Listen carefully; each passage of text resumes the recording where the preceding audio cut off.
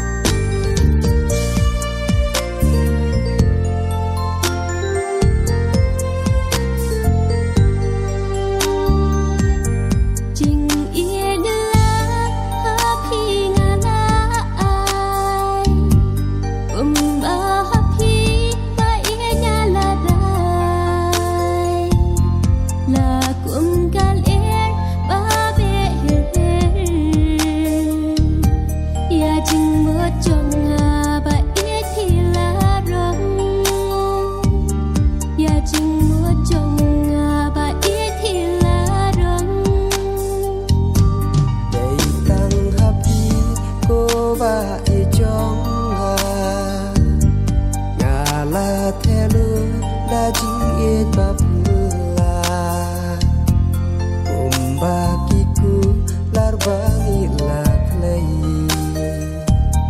tang si tempor wapen sep tang si tempor wapen sep amir baru kabagenja daka jing yang apiken oi tia naste pernah kumsi bapernah ya mensenjong ngapiwan sempat